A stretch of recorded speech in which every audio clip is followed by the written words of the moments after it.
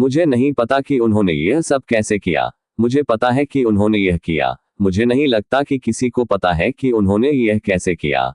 प्राचीन पिरामिडों की छाया में और रेगिस्तान की रेत के नीचे मिस्र की उन्नत तकनीकों के रहस्य अपने समय से बहुत आगे की सभ्यता की फुसफुसाहट, चित्रलिपि और पुराने स्मारक केवल एक समृद्ध इतिहास से कहीं अधिक प्रकट करते हैं।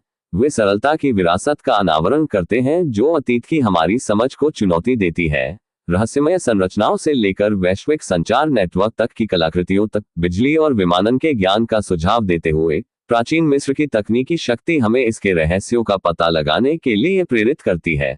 समय के माध्यम से यात्रा करते हुए मिस्र में पाए जाने वाली उन्नत प्राचीन तकनीक के सबसे सम्मोहक मामलों को उजागर करते हुए ओस्रन एक रहस्यमय प्राचीन शहर, अबिडोस के भीतर एक रहस्यमय समय की रेत के नीचे छिपा एक रहस्यमय रहस्य, ओस्रन एक भूमिगत मंदिर जो रहस्यों से घिरा हुआ है, प्राचीन मिस्र के इतिहास और प्रौद्योगिकी की हमारी समझ को चुनौती देता है।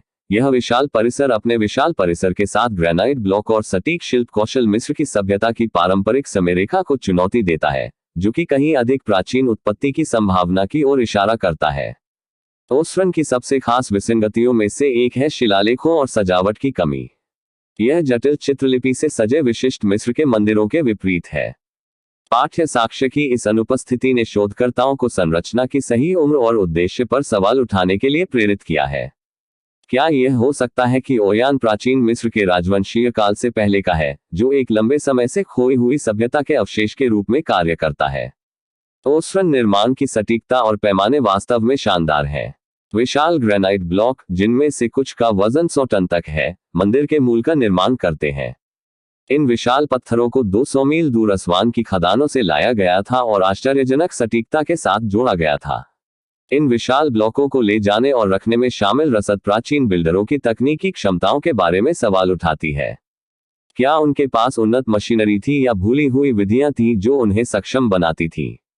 इस तरह के करतब को हासिल करने के लिए शायद ओसेरन का सबसे पेचीदा पहलू रहस्यमयी पानी है, जो लगातार अपने कक्षों में बहता रहता है। पानी को बाहर निकालने के प्रयासों के बावजूद यह बेवजह वापस आ जाता है। हाइड्रोलॉजिकल अध्ययनों से पता चला है कि ओसेरन में पानी एक अद्वितीय रासायनिक संरचना और समस्थानिक के साथ आसपास के भूजल से उल्लेखनीय रूप से अलग है।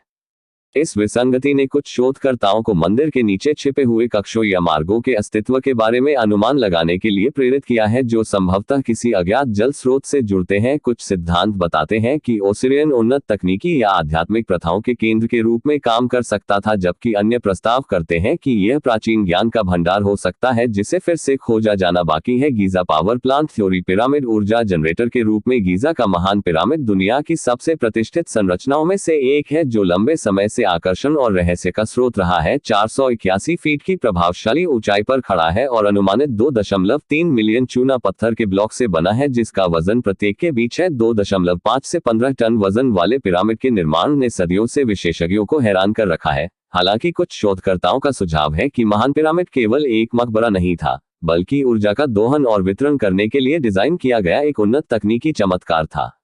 महान पिरामिड के निर्माण की सटीकता और पैमाने वास्तव में आश्चर्यजनक है।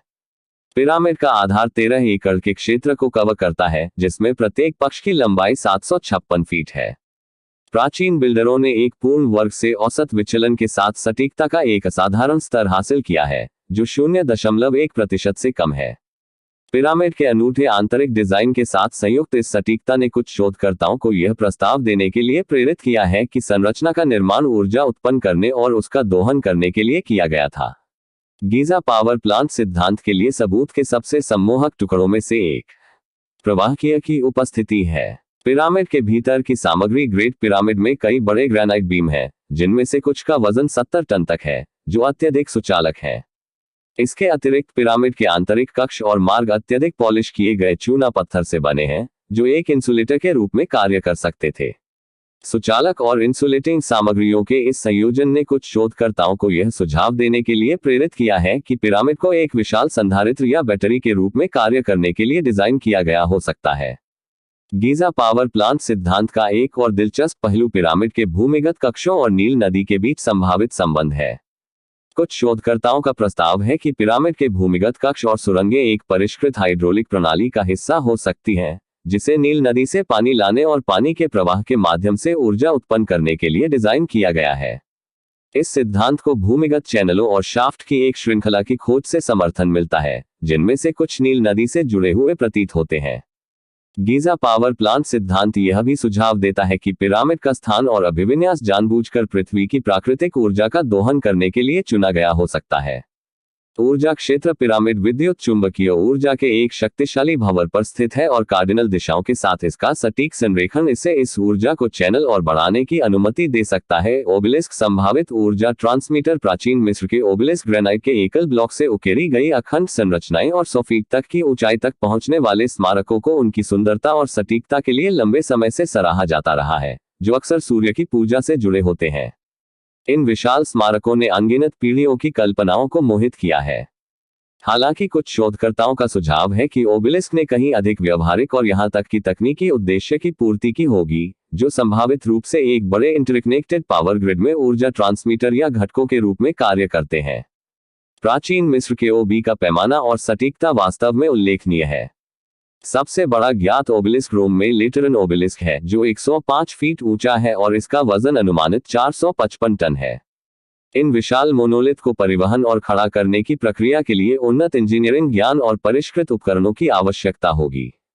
कुछ शोधकर्ताओं का प्रस्ताव है कि प्राचीन मिस्र के लोगों ने इन विशाल पत्थरों को स्थानांतरित करने और स्थिति में लाने के लिए ध्वनिक उत्तोलन या यहां तक कि गुरुत्वाकर्षण विरोधी तकनीक जैसी तकनीकों का उपयोग किया होगा। ओबेलिस्क के उद्देश्य के आसपास के सबसे पेचीदा सिद्धांतों में से एक ऊर्जा उत्पन्न करने और संचारित करने में उनकी संभावित भूमिका है।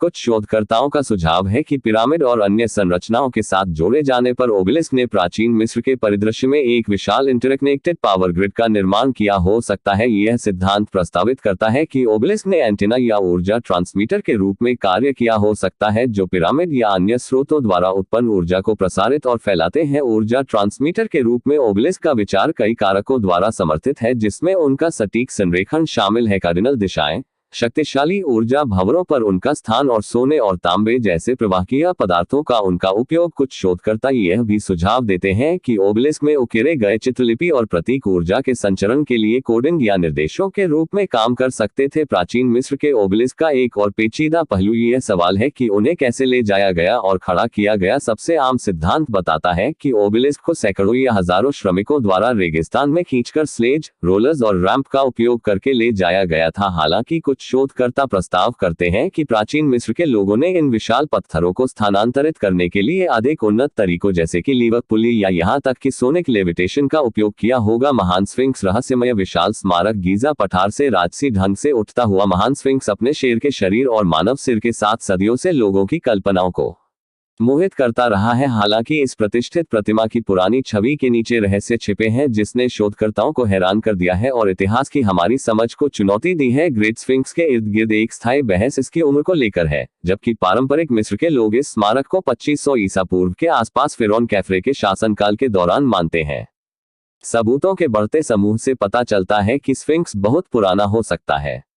भूविज्ञानी रॉबर्ट शॉक ने स्फिंक्स की दीवारों पर कटाव के पैटर्न की जांच करने के बाद प्रस्ताव दिया कि स्मारक का निर्माण 7000 ईसा पूर्व के आसपास हो सकता है, एक समय जब इस क्षेत्र में बहुत अधिक आर्द्र जलवायु का अनुभव होता था। यह सिद्धांत अगर सच साबित होता है तो प्राचीन मिस्र की सभ्यता और इसके बारे में हमारी धारणा को मौलिक रूप से बदल देगा।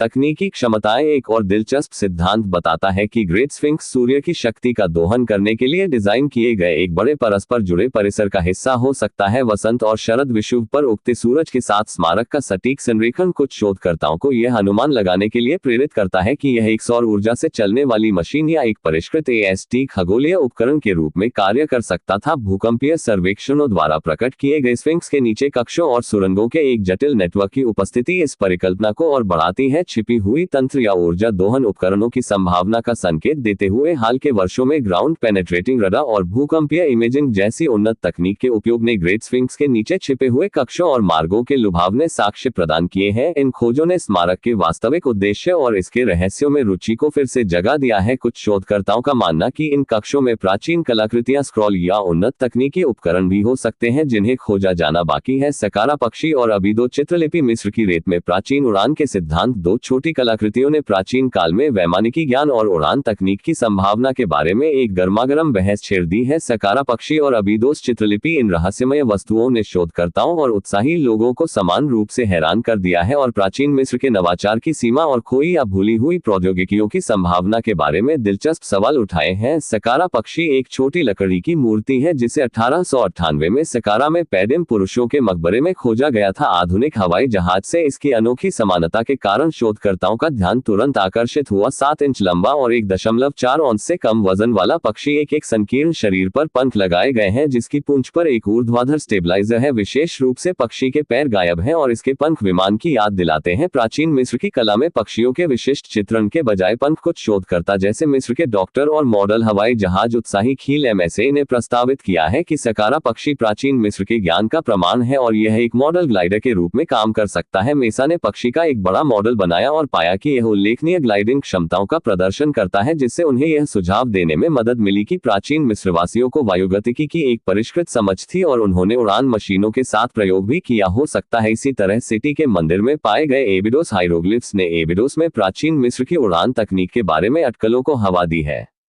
डॉक्टर रूथ होवर द्वारा खोजी गई इन दीवार की नक्काशी में आधुनिक वाहनों जैसे हेलीकॉप्टर, पनडुब्बी और हवाई जहाज दिखाई देते हैं, जबकि कुछ विद्वानों का तर्क है कि ये नक्काशी केवल पैलिम्सेस्ट या समय के साथ हाइरोग्लिफ की परतों का परिणाम है, जबकि अन्य उन्हें हवाई और पानी के नीचे के परिवहन के ज्ञान के साथ एक अत्यधिक उन्नत सभ्यता के प्रमाण के रूप में देखते हैं। सकारा पक्षी और एबिडोस हाइरोग्लिफ्स केवल कलाकृतियां नहीं हैं जिन्होंने मिस्र में प्राचीन उड़ान के सिद्धांतों को प्रेरित किया है।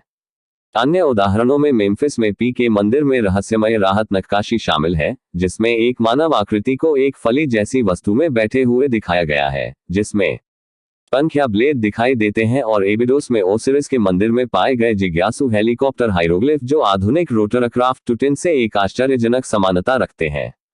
कॉमन का उल्कापिंड खंजर प्राचीन धातुकर्म का चमत्कार है। 1922 में हॉवर्ड कार्टर द्वारा टुटिन कॉमन के मकबरे की खोज ने दुनिया को चौंका दिया। प्राचीन मिस्र की कलाकृतियों का खजाना उजागर हुआ और एक युवा फिरौन के जीवन के बारे में अभूतपूर्व जानकारी मिली। मकबरे के भीतर खोजे गए कई चमत्कारों में से एक छोटा सा साधारण खंजर था जो बाद में अपने समय की सबसे रहस्यमय और तकनीकी रूप से उन्नत वस्तुओं में से एक साबित हुआ। टुटनकोन का उल्कापिंड खंजर पहली नजर में असाधारण शिल्प कौशल का काम लग रहा था, जिसमें सोने का हैंडल और जटिल डिजाइनों से सजी म्यान थी।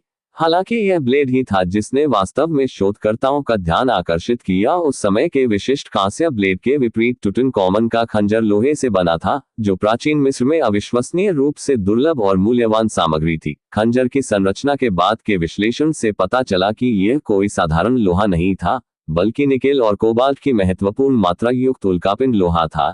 इस खोज ने संदेह को जन्म दिया। प्राचीन मिस्रवासियों की धातु विज्ञान की समझ और इस तरह की चुनौतीपूर्ण सामग्री के साथ काम करने की उनकी क्षमता के बारे में दिलचस्प सवाल। उल्कापिंड के लोहे से ब्लेड बनाने की प्रक्रिया के लिए गलाने के उन्नत ज्ञान की आवश्यकता होती थी। हीटिंग और हथौड़ा मारने की तकनीक कौशल जो मानव इतिहास में बहुत बाद तक विकसित नहीं हुए थे। टुटनकोन के खंजर में उल्कापिंड के लोहे की उपस्थिति भी प्राचीन मिस्रवासियों के स्वर्ग के प्रति आकर्षण और कुछ सामग्रियों की दिव्य उत्पत्ति में उनके विश्वास पर प्रकाश डालती है। उल्कापिंड के लोहे को आकाश से लोहा के रूप में जाना जाता है, जिसे देवताओं की शक्ति से भरा एक पवित्र पदार्थ माना जाता था। शाही खंजर के निर्माण में इस दिव्य सामग्री का उपयोग यह सुझाव देता है कि इसका गहरा प्रतीकात्मक और आध्यात्मिक महत्व था। टुटनकोन के उल्कापिंड के खंजर का सबसे उल्लेखनीय पहलू ब्लेड को आकार देने और चमकाने के लिए आवश्यक शिल्प कौशल और कौशल का स्तर है। उल्कापिंड से निकला लोहा आमतौर पर स्थलीय लोहे की तुलना में अधिक कठोर और भंगुर होता है, जिससे पारंपरिक कांस्य युग का उपयोग करके काम करना मुश्किल हो जाता है। औजार अब समय आ गया है। आज के ग्राहक एक उन्नत सभ्यता द्वारा छोड़ी गई मिस्र से पहले की तकनीक के सबसे दिलचस्प टुकड़ों में से एक चुने जो गायब हो गई है। उनकी आश्चर्यजनक पत्थर की नक्काशी और धातु विज्ञान है। मिस्र में पाई जाने वाली कुछ संरचनाएं इतनी जटिल हैं कि आधुनिक औजारों के साथ भी उनकी नकल करना एक चुनौती होगी। लेकिन सबसे रहस्यमय काले रंग की शिस्ट डिस्क है, जिसे 100 की डिस्क के रूप में भी जाना जाता है। यह सावधानीपूर्वक तैयार की गई पत्थर की वस्तु में आधुनिक मशीनरी के समान एक डिजाइन है, जिसका व्यास लगभग 2 फीट है। शिस्ट डिस्क एक नाजुक पत्थर से बना है जिसे मेटल स्टोन या शिस्ट कहा जाता है। इसकी सटीकता और जटिलता उल्लेखनीय है। डिस्क में 3 समान घुमावदार लोज हैं जो छोटे ड्रिल छेदों से अलग होते हैं और एक पतली खोखली ट्यूब के साथ एक केंद्रीय हब है। लोभ की पतलीता और समग्र नाजुकता ने विशेषज्ञों को हैरान कर दिया है, क्योंकि आवश्यक उपकरण और तकनीक प्राचीन मिस्र के शिल्पकारों से परे सोची गई थी। दिलचस्प बात यह है कि शीश डिस्क आधुनिक समय के प्रेरित करने वालों से मिलती जुलती है, जो केंद्रापसारक पंपों और टरबाइनों में एक महत्वपूर्ण घटक है।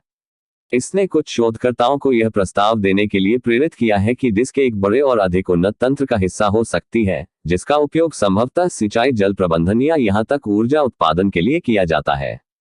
इस पर आपके क्या विचार हैं? हमें टिप्पणियों में बताएं। डेंडेरा लाइट प्राचीन प्रकाश प्रौद्योगिकी के साक्ष्य। डेंडेरा मिस्र के हाओ मंदिर में रहस्यमय नक्काशी की एक श्रृंखला ने प्राचीन समय में बिजली के संभावित उपयोग के बारे में एक गर्मागरम बहस को जन्म दिया है। ये राहतें 1500 साल पुरानी हैं। टैलिक काल में प्रकाश बल्ब जैसी दिखने वाली वस्तुएं दिखाई देती हैं, जिनमें सांप जैसे तंतु और कमल के आकार के आधार होते हैं।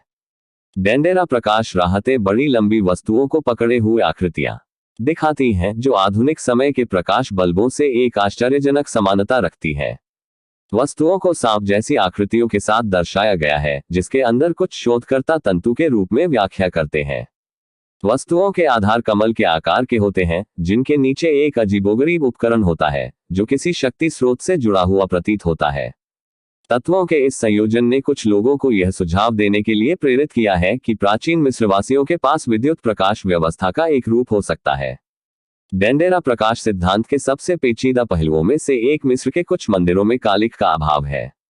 उदाहरण के लिए, हाओ मंदिर की छत और दीवारें आमतौर पर मशालों या तेल के लैंप के उपयोग से जुड़े काले अवशेषों से मुक्त है।